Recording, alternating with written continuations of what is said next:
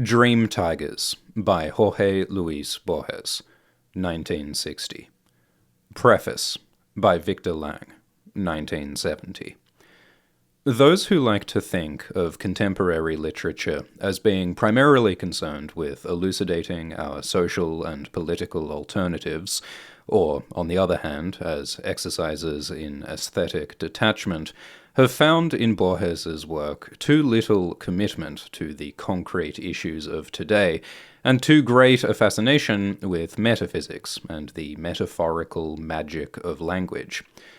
The distinction is, of course, a blunt and rigid one that does justice neither to the artistry of moralists such as Kafka or Camus, nor to the sense of existential urgency in the work of Musil, Valery, and Beckett, or, indeed, of Borges himself. These are the consummate artists of our time, the creators of a skeptical yet impassioned sensibility, the portrayers of the modern mind that is no longer happily at home in a familiar and reassuring world, but has turned upon itself in search of an understanding of its precarious capacities. The stature of a writer, the force and integrity of his appeal, perhaps the measure of his greatness, are at all times the result of the unmistakable substance of his person, and of his critical awareness of the age and the society that sustain him. But it is no less the sign of a compelling achievement that it should draw its strength beyond the immediacy of experienced life, from a commitment to the traditions of thought and form from which it derives its convictions. Jorge Luis Borges, one of the 3 or 4 magisterial figures of contemporary literature, is an Argentinian. He was born in Buenos Aires in 1899 and has remained, despite, or because of, long periods of travel and residence abroad, deeply absorbed in his native culture. "I felt Buenos Aires," he wrote in 1943. "This city I thought was my past is really my future, my present. The years I have lived in Europe are illusory. I have always been, and will be, in Buenos Aires." Poems, 1923 to 1958. Yet Borges's personal and public attachment to Argentina, however strongly it may emerge from his writing, from his literary and historical essays, as well as his poetry and fiction, is altogether illuminated and even transcended by his affinity to English and American literature and to European philosophy, history, and art.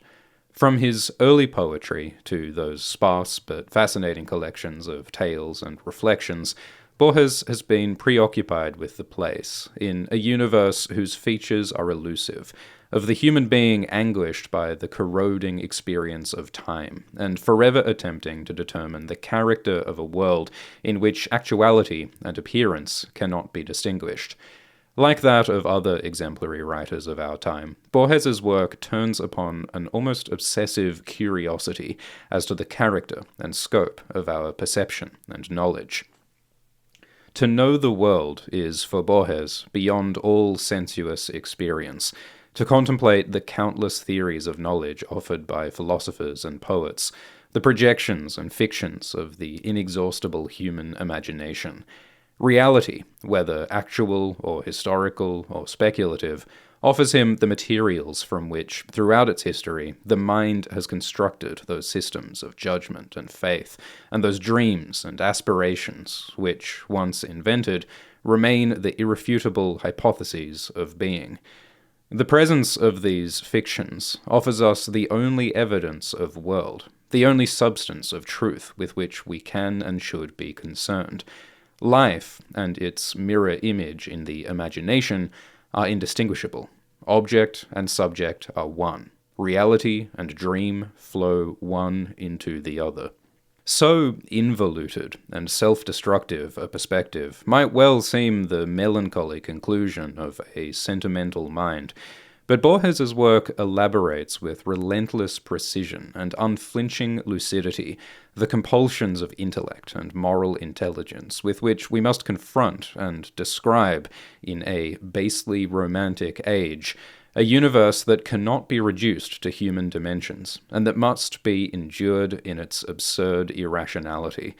The tenor of Borges's writings is therefore not lyrical but objective. His insistent question whether or not, in such an indeterminable universe, it is possible ever to fix and comprehend identity, is not concerned with the range of our psychological or social or existential self. The self, he argues, is poorly defined, if we think of it as a fixed potential, and it is a pity that the literature of our time should tend to perpetuate such a seductive form of delusion. Man's character and its variations constitute the essential theme of the novel of our time. The lyric is the complacent magnification of amorous fortunes or misfortunes. The philosophies of Heidegger or Jaspers transform each one of us into the interesting interlocutor of a secret and continuous dialogue with nothingness or with divinity. These disciplines, which may be formally admirable, foster the illusion of the self that Vedanta condemns as a capital error. They may play at desperation and anguish, but at bottom they flatter the vanity. In that sense, they are immoral. For Bernard Shaw, Other Inquisitions. What Borges attempts to represent throughout his work is not any differentiated ego, but the skeptical mind that is fascinated by an unending compulsion to isolate and define moments of experience in which the presumed identity of self, of here and now, can be fathomed and recognized as a tragic illusion. The ancestors of this philosophy of detachment and self-doubt seem present at every moment of Borges's reflections. The voice of Pascal or Berkeley, of Hume and Kant, join to liberate the spirit of man from the confining reality of this world. Heraclitus, Spinoza, Schopenhauer, and Nietzsche testify to the eternal recurrence in which the single act becomes myth and symbol. Yet there is in Borges's writings no coherent attempt at elaborating his own or others' philosophical positions. Indeed, his distaste for any supposition of meaning leads him to insist that all systems of thought, all philosophical or theological speculations, are merely evidence of that desperate compulsion to reflect upon our own delusions. As such, they are instances of fantastic literature. And it is the agony of philosophical perplexity, those moments at which the scruples and wonders of thought appear at their most illusory, that are the matter of Borges's art. But if the history of the mind offers Borges the inexhaustible subject matter of his narratives, its unceasing preoccupation with the indeterminable, borders between appearance and reality, truth and deception, must be meticulously elaborated. As all knowledge is relative, its assertions and pretensions must be recorded with the most careful respect for their momentary claims. The immense and almost ceremonious care with which Borges, in his stories, marshals recondite learning, and with which he fabricates learned evidence, suggests the irony with which he treats all claims to truth, and points to his fundamental conviction of the fictitious character of reality. A multitude of curious archaeological facts and literary references, strange occurrences, and historical and personal reminiscences are pedantically related in order to conjure up for the reader a universe composed of information, hearsay, and fiction, which, with its baffling refractions and echo effects, conveys something of the labyrinthine character of reality itself. Learning is the material as well as the topic of Borges's art, and he himself is the conspicuous example of a poeta doctus, no less impressive than Valéry or Pound, who has spent a lifetime not so much devoted to living as to belles lettres, and occasionally to the perplexities of metaphysics, a new refutation of time. His work revolves characteristically and single-mindedly around the range and validity of the creative act. It is, in a sense, a continuing monologue on the feasibility of making assertions about the world, and its persona is always the writer meditating on the act of writing. Borges belongs among those radically self-conscious writers who, like Baudelaire and Mallarmé, or in our own time Beckett or Nabokov, attempt, in a state of immobility that is the price of rarefied insight and memory, and in terse structures of the imagination, to mirror an absurd creation. Writers write, Borges argues, to prove their own dubious substance, to free themselves in some way or other from that sense of unreality and vacuity that haunts them. Their relationship to the world of facts and verifiable reality is bound to be paradoxical. They must, in their poetry, at once affirm and parody the meaningless evidence of the world. For the essential character of the universe, Borges has frequently reiterated, is its emptiness. Whatever the spectacular doings of its inhabitants, whatever the subtlety of their acts of self-justification, the accounts of these adventures are mere fictions and equivocal metaphors. It is for this reason that the nature and scope of language is a central issue of Borges's stories, of his poetry and critical reflections. He is, of course, a craftsman of the most severe precision, a master of exactitude and reduction. Yet with all the measured discipline of his manner and the achieved casualness of a De Quincey or a Stevenson, he is far from accepting the classical view of language as a system of successive, causally related statements. Assuming, as he does, that the universe is unexplainable, and that all our reflections upon it contain within them their own improbability, he is resolved in his speech to undermine all facile assumptions of sequentiality, and to demonstrate the essentially poetic, allegorical, or metaphorical character of the word. In order to convey the experience of fluidity and interlocking correspondences, he produces, much like Musil, that other skeptic of the unqualified utterance, within a sentence or paragraph the double tension of assertion and denial, of statement and counterstatement, of assurance and doubt. His suspicion toward language stems from a belief that it simplifies reality, that terms such as space or time, matter or spirit, can be no more than misleading approximations of the ineffable complexity of our own speculations. Yet this will be our destiny, he says in an early essay, to give ourselves to syntax, to its treacherous linkage, to imprecision, perhaps to the exaggerated emphasis, to buts, to the hemisphere of lies and shadows in our sayings, the language of Argentinians. Speech, then, is ultimately bound to fail. However cautious, elusive, it can only conceal its inadequacy. Again and again, Borges speaks of his fascination with the attempts of past philosophers, Spinoza or Leibniz or Locke, to create an artificial and universal language. They have all been in vain, yet even these uncompromising efforts merely testify to the desperate conclusions that we can transcend our treacherous speech only in silence, or by finding a transparent language, or a word which has the magic capacity to grasp and order the world. The Parable of the Palace, one of the finest stories in Dreamtigers, elaborates the most fundamental of Borges's concepts. The poet is here cut down by the executioner for being able to contain the universe in one verse, perhaps a single image. The text has been lost. There are some who contend that it consisted of a single line. Others say it had but a single word. The truth, the incredible truth, is that in the poem stood the enormous palace, entire and minutely detailed, with each illustrious porcelain, and every sketch on every porcelain, and the shadows and the light of the twilights, and each unhappy or joyous moment of the glorious dynasties of mortals, gods, and dragons who had dwelled in it from the interminable past.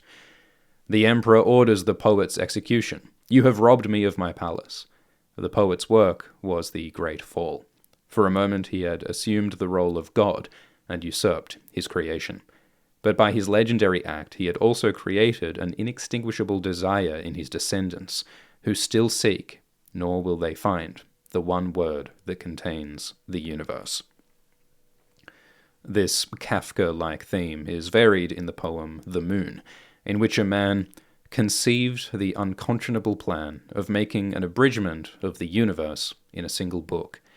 He succeeded, but as he lifted up his eyes, he became aware that he had forgotten the moon.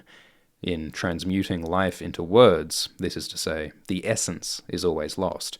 That absent essence, that nothingness to which Borges, like Mallarmé, forever returns.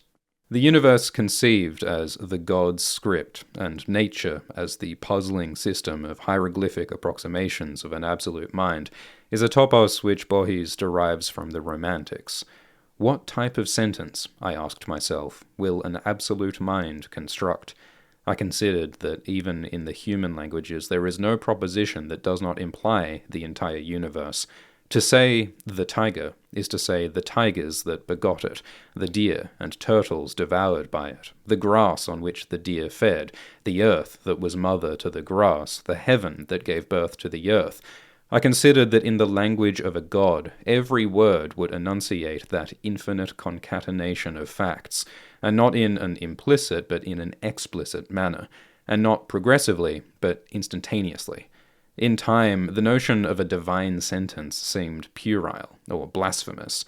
A god, I reflected, ought to utter only a single word, and in that word, absolute fullness. No word uttered by him can be inferior to the universe, or less than the sum total of time. Shadows and simulacra of that single word equivalent to a language and to all a language can embrace are the poor and ambitious human words, all word, universe. The world as book, as idea or dream, is a notion that stems from a venerable tradition. The mystics, as well as Schopenhauer and the symbolist poets, Mallarmé's sentence, have asserted their belief, in which Borges concurs, that the universe is a vast vocabulary of being, that words, far from reflecting an immanent, if intangible essence, themselves are an irrefutable reality. To words, blasphemous as it may seem, are reduced Achilles, Peer Gynt, Robinson Crusoe, and the Baron de Charlus. To that, too, the powerful men who ruled the earth. Alexander is a series of words, and Attila is another. In another of those delicate and moving pieces in Dreamtigers, the dying poet, contemplating the flower of which he had once spoken in immortal lines, comes to realize that the rose was to be found in its own eternity, and not in his words, and that we may mention or allude to a thing, but not express it, and that the tall, proud volumes were not, as his vanity had dreamed, a mirror of the world, but rather one thing more added to the world, a yellow rose. Art, Borges reminds us often enough, cannot express. Indeed, he suggests that to the belief that art is expression, or to a deformation of this exigency, we owe the worst literature of our time. And if, he adds, sometimes I too sought expression, I know now that my gods grant me no more than allusion, or mention. Prologue, a personal anthology.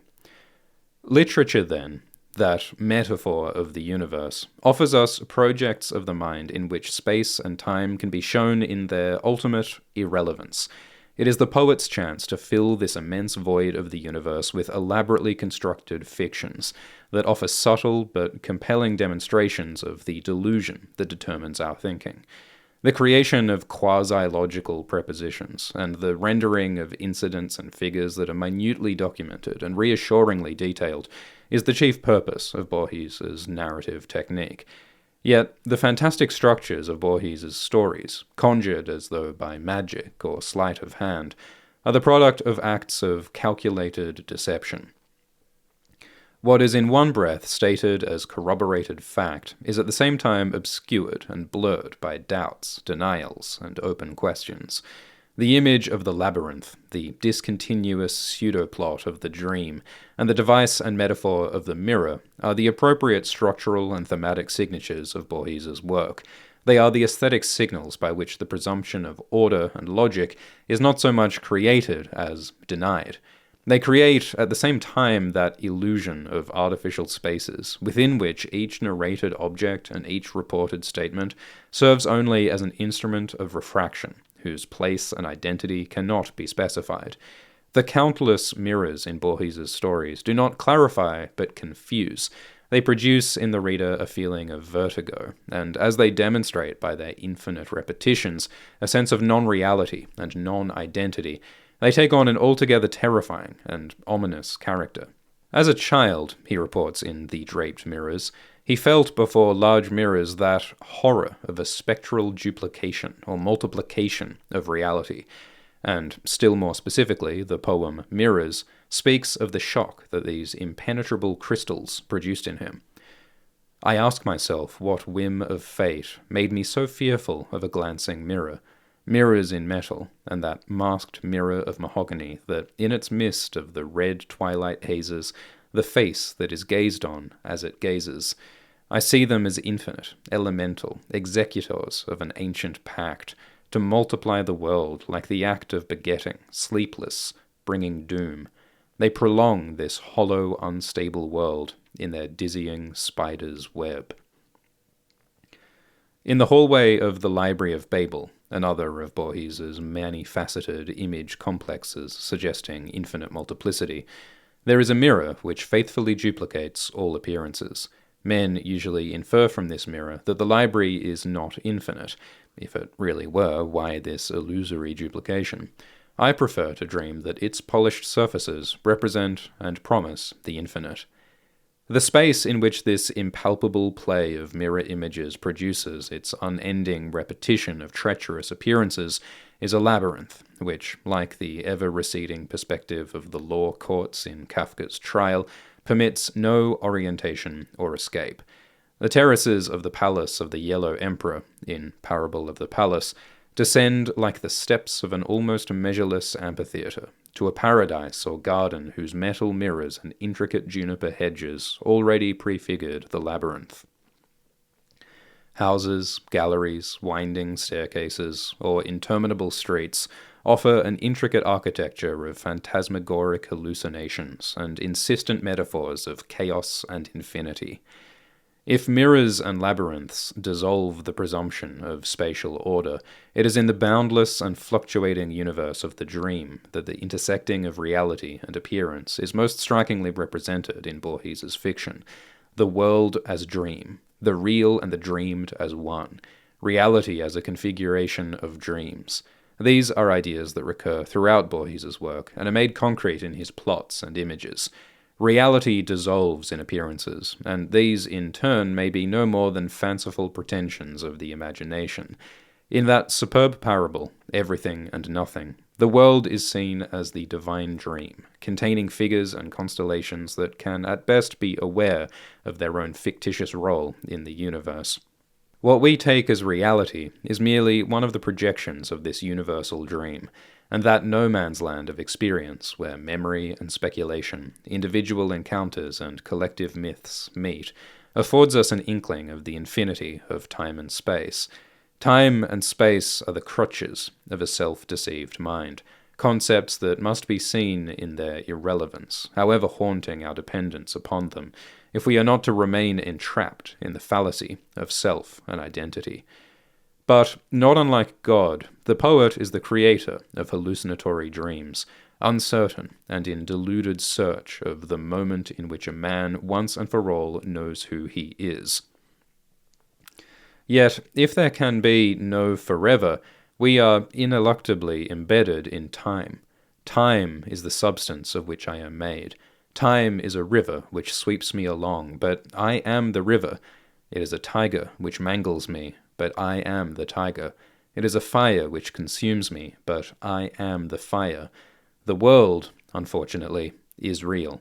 I, unfortunately, am Borges. By an extraordinary variety of devices, Borges thus undermines all assumptions of stability. Mirror and dreams are only the most obvious. The deliberate mixing of historical data and fictitious counter-information is another. Borges's own personal experiences are imperceptibly blurred by imagined and invented elaborations. The evidence of established scholarship and of well-known authorities seems to give concreteness to an altogether fanciful tale. Familiar names become images. Quotations are invented. Puzzling conclusions are drawn from commonplace theories. The real and the fictional shade one into the other in an aesthetic game that offers enough tantalizing clues to remind us of its allegorical or symbolic character. For myth, he concludes in the Parable of Cervantes and Don Quixote, is at the beginning of literature, and also at its end.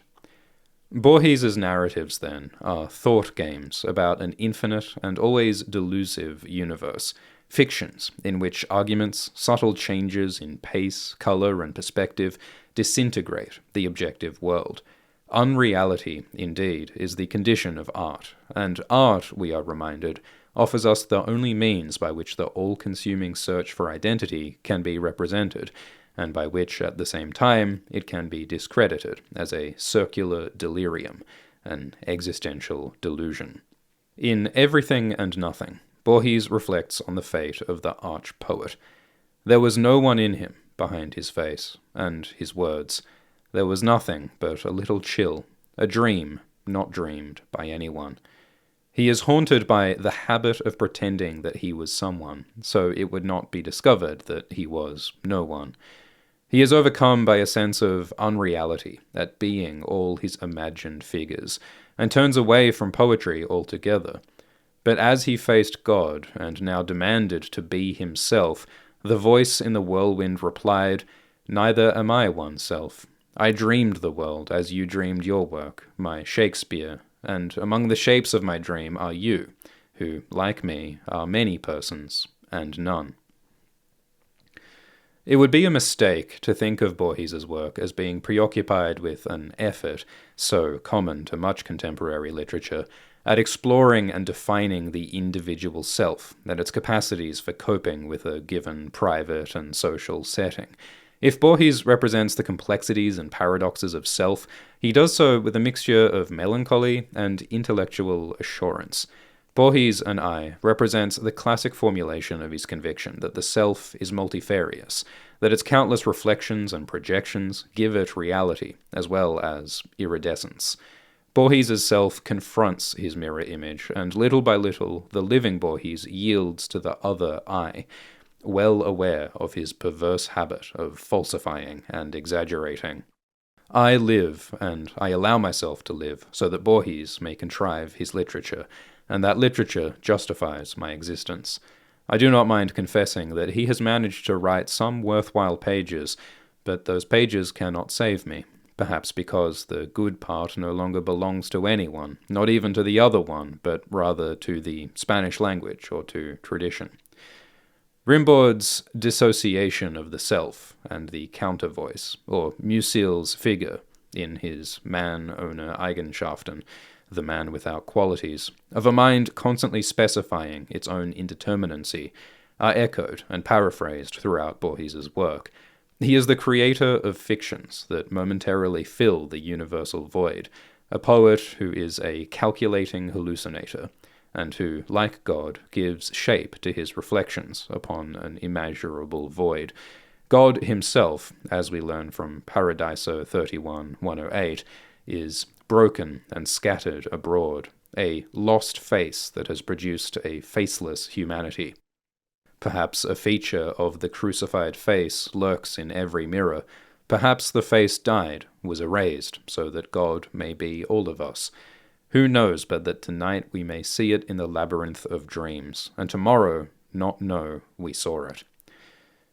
Dreamtigers is perhaps Borges's most appealing, as well as his most characteristic work. Of all his books, he confesses in the epilogue, none is as personal as the straggling collection mustered for this hodgepodge, precisely because it abounds in reflections and interpolations. Its original Spanish title, El Hacedor, suggests the essence of his creative principle, the making of a work of art, of a book which, like Mallarmé's Le Livre, is a mirror of life, a parable of the greater creation. It is altogether an account, in brief but radiant crystallizations of the mind, of that descent into memory, which seemed to him endless, and up from that vertigo he succeeded in bringing forth a forgotten recollection that shone like a coin under the rain, perhaps because he had never looked at it, unless in a dream. The Maker. Whether in prose or poetry, it is Borges's ultimate purpose to achieve not a mystical and irrational surrender to an inscrutable chaos, but, on the contrary, the clarity of perception that comes from reflection, as well as the meticulous making of models. What Borges offers us are poems and narratives that articulate the nature of our human situation. His achievement is that of a writer who, in a century that adores the chaotic idols of blood, earth, and passion, always preferred the lucid pleasures of thought and the secret adventures of order, Valery as symbol, other inquisitions. He is a superb artist who draws on life and books, on the sight of tigers and the moon, on the experiences of poets and philosophers. Few things have happened to me more worth remembering than Schopenhauer's thought, or the music of England's words, he writes in the epilogue. If, like many of his contemporaries, Borges returns again and again to the tragic themes of human solitude and the limitation of our capacity to comprehend the spectacles of the universe, he conveys at the same time the inestimable range of meanings and of recurring patterns of experience that are visible in the mirror image of ourselves. Victor Lange, Princeton University, February 1970.